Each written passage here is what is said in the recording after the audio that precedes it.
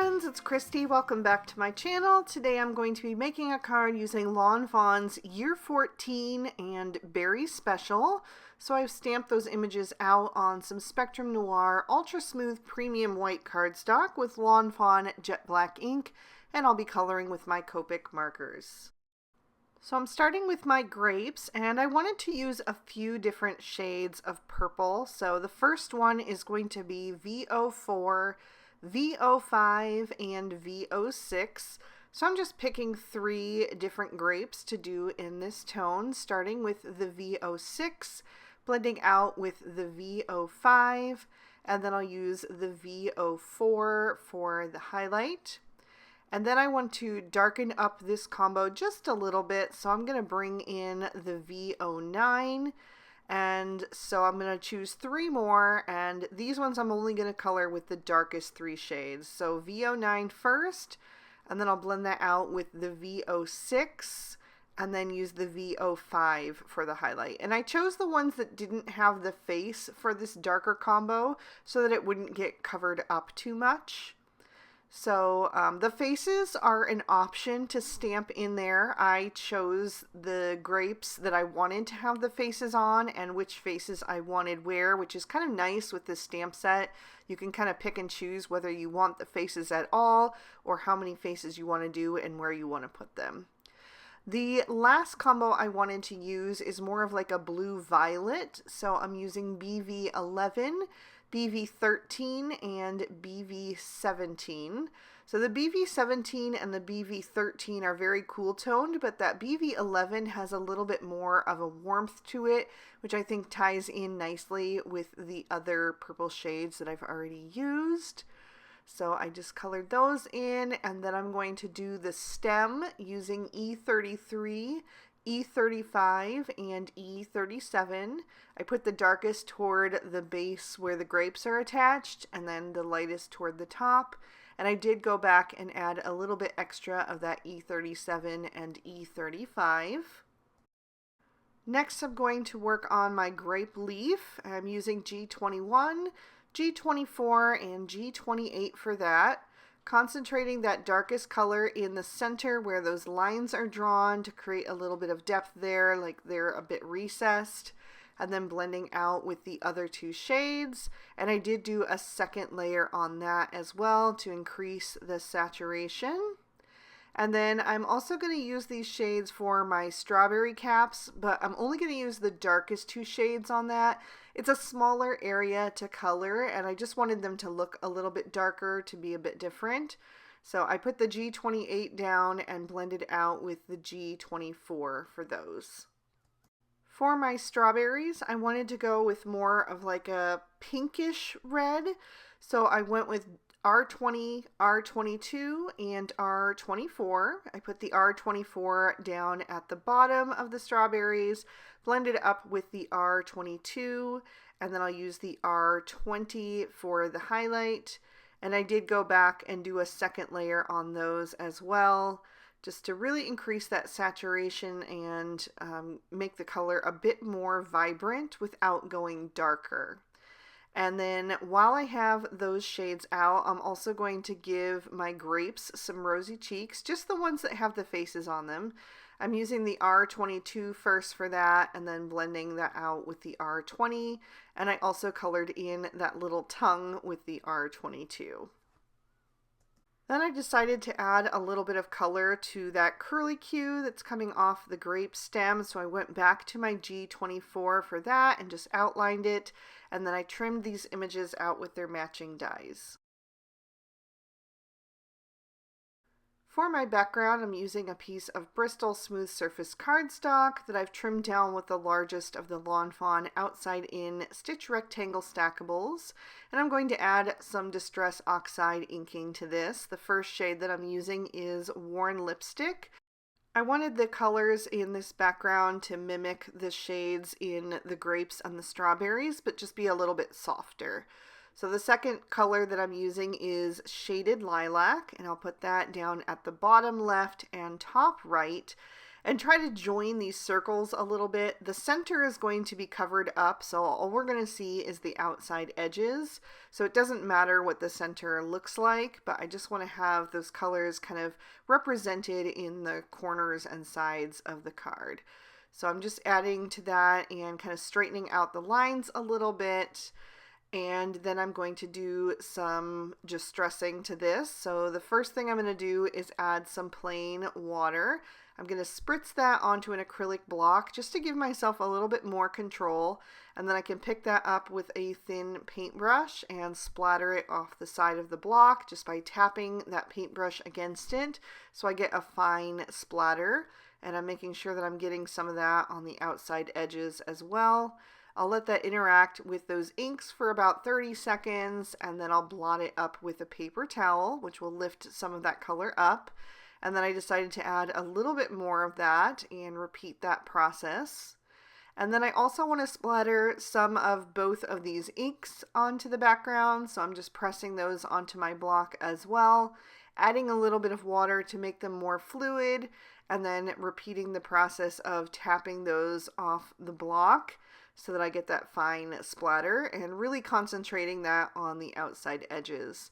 I'll clean my brush off in between and then go into the purple and splatter that color on there as well until I feel like I've got enough of that the colors will be represented equally. And then I will set this panel aside to dry. In the meantime, I'm going to grab some pattern paper for my focal panel from the Rainbow Ever After 6x6, and I'm going to use this lavender stripe. I'm going to trim that down with my paper trimmer. Then I'll take the second largest of the stitched scalloped rectangle frames and trim that out of some white cardstock.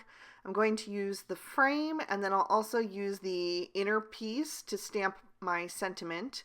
For the rest of my sentiment, I'm going to trim that out of some guava cardstock using Finley's ABCs. I'm just going to tape those letters in place and run that through my die cutting machine. And I'll have to run the R through twice so I can spell out the word berry. For the rest of my sentiment, I'm going to have to do some stamp surgery. So I just pulled that sentiment really far apart so that I could snip the word grape off of the have a, so that I can separate it and add it to the word birthday instead. So I'm going to line these up on one line just to make it easier for die cutting later on. I want to leave some space in between because these are going to be two separate strips. And then once I think I've got that lined up, I'll pick it up with the door of my Misty, and I'm going to stamp it down in some Lawn Fawn Juice Box ink. And it stamped out really great the first time, so I only did it once. And I'm going to set that aside for now. And for the inside of my card, I'm actually going to do an insert since I'm using a darker colored cardstock for my card base. So I use the same outside in stitch rectangle stackables to trim that down. And I'm going to stamp an image and a sentiment from the Berry Special stamp set in bubblegum ink. I did a terrible job inking up that strawberry line, so I will have to ink that up again and even do a little spot inking in those center berries where I didn't get a good impression the first time. Also, I would recommend stamping that little berry separately because then you're able to squish it closer to the rest of the sentiment, but you live and learn. So my card base is a piece of Lawn Fawn Sugar Plum cardstock that I've scored and folded to a standard A2 size card. I'm going to glue my background flat to the front of that using some Barely Art Precision Craft Glue. And I noticed that some of the purple ink was still a bit wet, so I just dabbed it up with a tissue. And then I'll open that up and glue my insert on the inside. Just making sure I have the same amount of that purple cardstock showing on all four edges. And then I'm going to put together my focal panel. So I've added some thin strips of foam tape to the back of my scalloped frame. And I decided to line it up from the back just to make sure that the paper is making contact with that foam tape.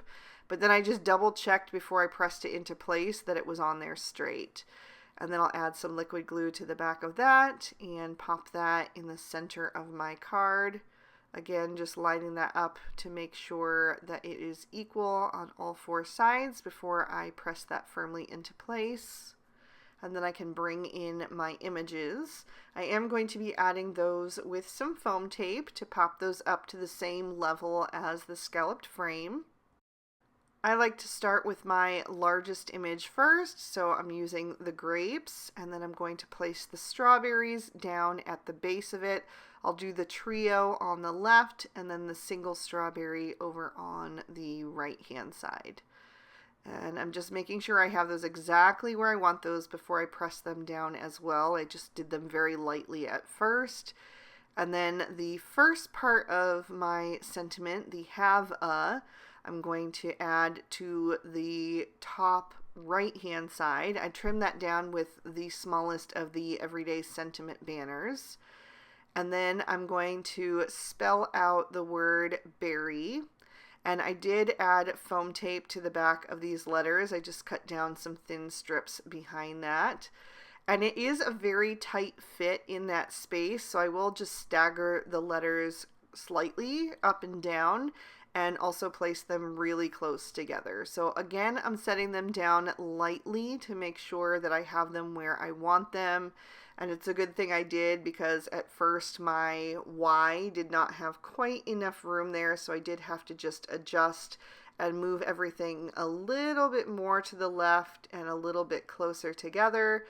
But in the end, I think it was worth it, because I thought the sentiment just really tied the whole little scene together.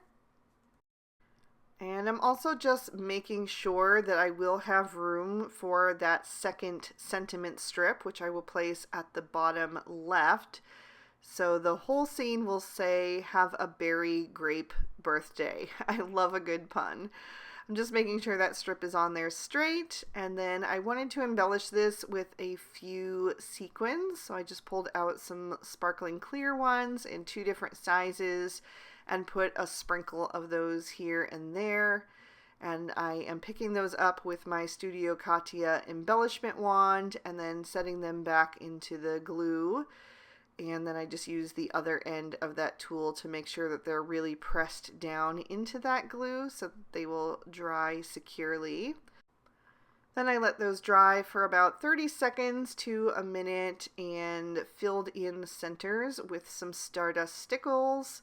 I'm also going to add a little bit of Stardust stickles on the lower third to half of each of my letters, just to give those a bit more prominence on the card as well. And that is going to finish this one off, so I will pick that up so you can see all of the detail, hopefully catch some of the sparkle and shine, and give you another peek at the inside.